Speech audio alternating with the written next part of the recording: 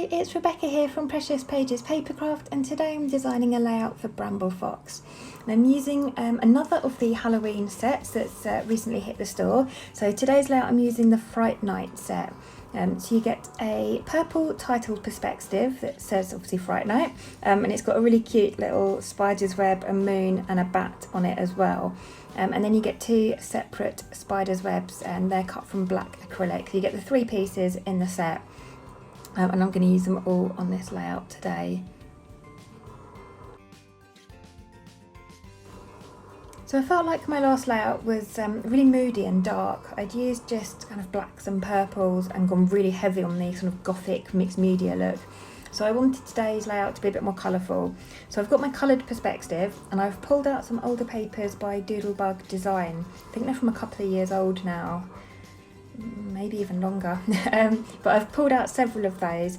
They've got loads of different colours in, but they've got that purple in, which is what I was wanting. I wanted some more of that purple in the papers, and I've picked out a couple of green ones as well, just for a bit of contrast, because I like pink. I like purple, orange and green together as like Halloween colours. So I've pulled out loads of colourful papers.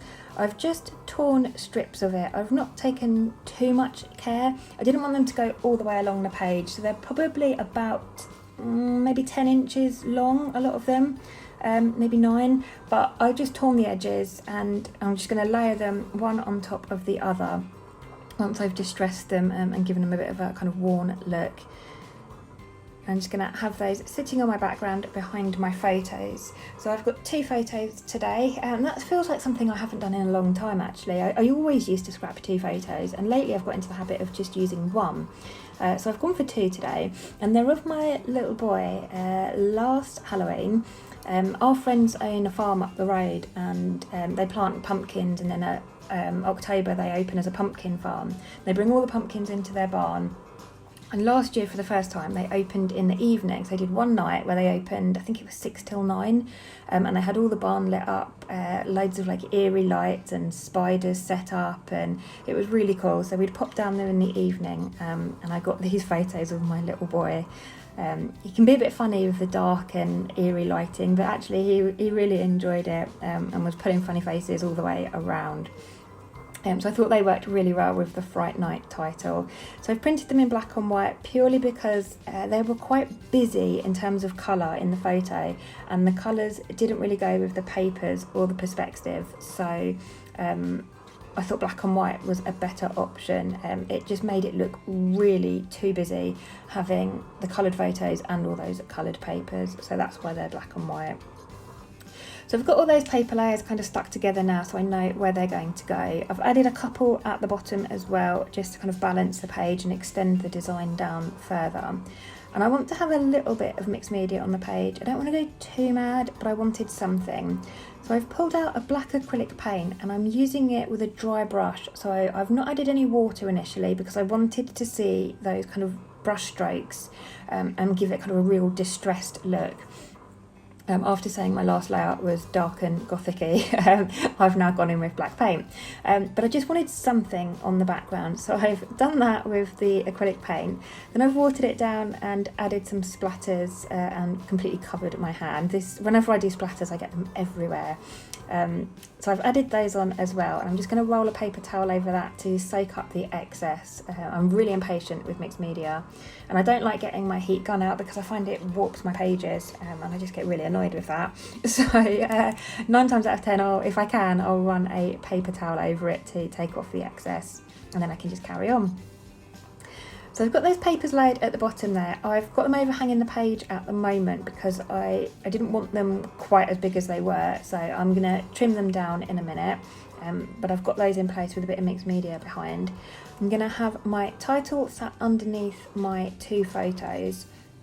I tried to do my brush strokes with my black paint a little bit lighter in that area because I knew my title was going to sit on top, and I wanted to be able to read the title.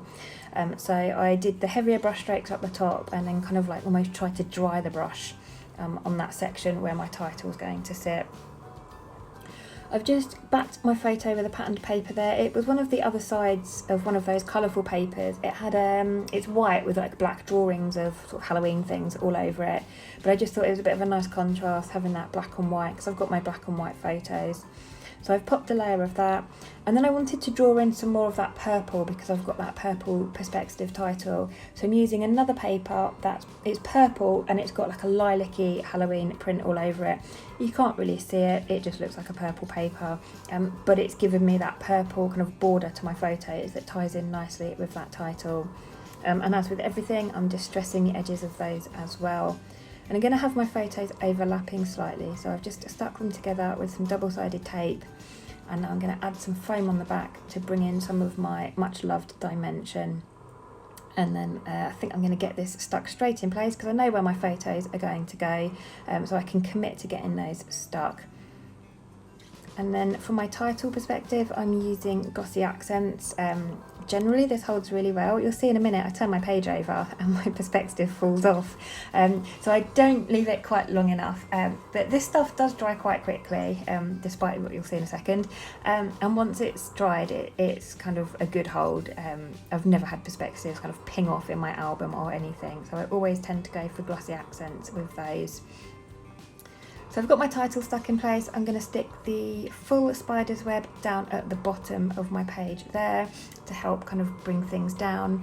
I'm going to have a play with this second one, and I think I end up popping it up the top. But I do take a break. I think I have to go and get my little one from school or something, and then I come back to it after. And I've pulled out a few embellishments as well whilst I was off camera.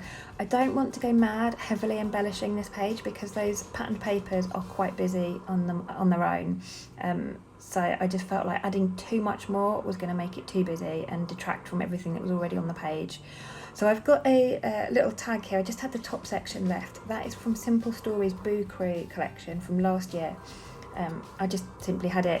I'd obviously used the bottom half of the tag for something else, and I had this left in my Halloween stash, so I've just added that up the top there, tucked it in, and I've added some purple embroidery thread through it to bring in a bit more of that purple. And I've stuck the kind of half spider's web to the left on the top there, and then I'm just going to pull in a few stickers to finish the embellishing. So this, you can see here that kind of half a page I've got there, that is a Bella Boulevard Spooktacular sticker sheet. And then this one is Echo Park I Love Halloween, I think this is. So I've pulled out a Halloween there, so now my title becomes kind of Halloween Fright Night. I'm going to stick that up the top, and it's got the same colours that feature in those pattern papers, so that worked really well. I've got a little tab, circular tab that says Boo. I'm popping that to the right of my photo. And then I've got a really cute little pumpkin sticker there. I've raised up on foam and stuck in the centre of my photos. I've got a little sticker down the bottom that says "A haunting we will go," which I thought was quite apt considering it was quite haunting in the barn at night. So I've popped that down the bottom with a couple of little pumpkins. And then I'm just going to finish off the embellishing with a few bat stickers. I love little bats. I just think they're perfect for Halloween. They just finish a layer off really well. So I've popped a few of those on around the page, kind of sticking to the centre of the page so that my design is kind of central and cascading down. And then I got to this point and I thought I need something on the edge, and I really wasn't in the mood to do a border.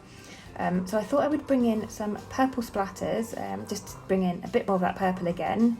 I do like to have colours kind of matching on the page, so I've got that purple perspective, so I really want to bring in as much purple as I can without kind of overdoing it. So I've added in some purple splatters there, and then I had the purple ink on my desk and I was looking at it and I thought, I know, so rather than adding a frame, which I really didn't want to do, I'm gonna add some detail around the outside of my page in kind of like a distressed look. So I've pulled out a couple of Kaisercraft stamps and my black stays on ink, and I'm going to just randomly stamp around the outside edge. I start off initially just doing the corners. I was just going to do the two opposite corners there. Then that extended to doing all four corners, and then that extended a bit further and they end up meeting each other, and I do a bit at the bottom. And you know how it happens, you just get a bit carried away. So I'm adding some stamping to that green strip at the bottom there because it was looking a bit clean and crisp compared to everything else.